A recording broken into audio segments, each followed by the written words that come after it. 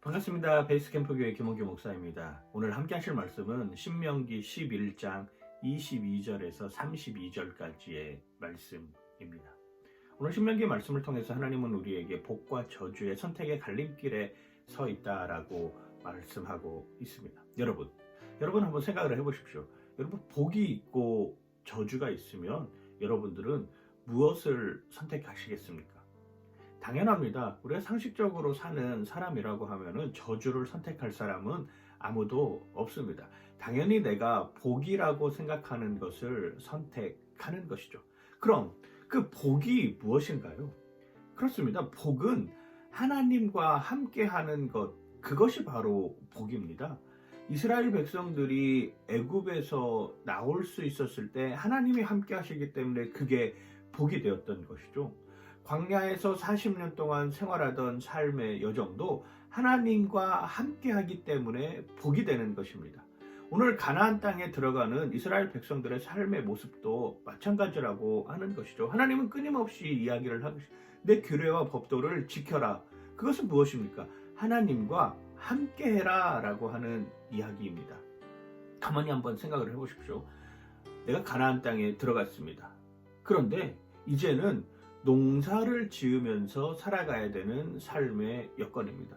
전에는 광야에서 하나님께서 만나와 메추라기를 내려주셔서 우리가 그것을 먹었기 때문에 하나님이 광야에서 우리를 먹이셨구나, 그 하나님을 따라야 된다라고 당연히 생각했습니다. 그런데 농사를 시작하는 시점에 오니까 주변에서 이런 말들이 들린다.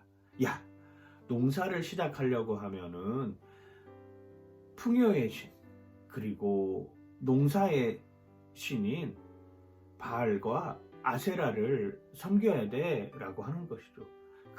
그들이 더 전문적인 능력을 갖고 있는 신이야. 요즘 제주도의 라디오를 듣다 보면은 광고가 하나 나오는데 그리스에는 제우스가 있다며 제주도의 농사의 신은 제우스입니다. 뭐 이런 광고가 나오기도 해요. 그런 것처럼 광야의 신인 하나님을 선택할 것이냐, 아니면 농사의 신인 바알과 아세라를 선택할 것이냐라고 하는 이 갈림길에서 우리가 분별하지 못한다라고 하면 우리는 바알과 아세라의 저주에 빠지게 되는 것이죠. 내가 복에 대한 확실한 개념, 복에 대한 분별력이 없으면 그렇게 저주의 신에게 내 몸을 맡기게 되는 것입니다. 그리고 또 가나안 땅은 어떤 모습입니까? 풍요와 다산을 상징하기도 합니다. 결국 그 풍요와 다산이라고 하는 것이 우리를 음란하게 만들고 쾌락의 요소로 달려가게 만드는 여건을 갖게 하는 것이죠. 여기도 마찬가지입니다.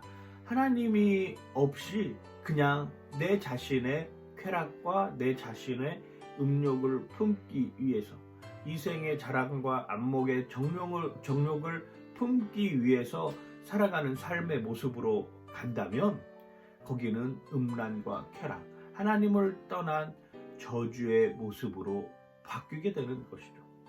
가나안 땅은 왕들이 통치하던 곳이었습니다. 그래서 사람들은 안정적이고 더 쾌락한 환경을 갖기 위해서 왕을 요구하기 시작합니다. 결국 권력의 맛을 보게 되는 것이고, 그 권력으로 인하여서 더 이상 사람들은 똑같은 모습의 동일한 존재가 아니라 상하 위계 질서 아래서 살아가는 삶의 모습으로 바뀌었습니다. 여러분, 무엇이 복이고 무엇이 저주인가요?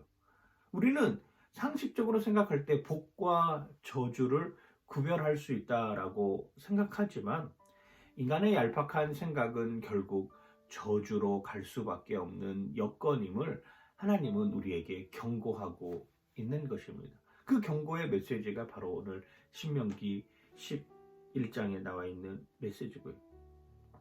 신명기 11장 27절은 이렇게 표현을 합니다.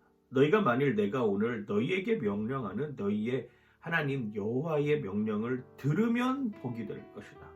이게 오늘 메시지의 핵심입니다. 하나님의 말씀이 들리면 그게 복입니다.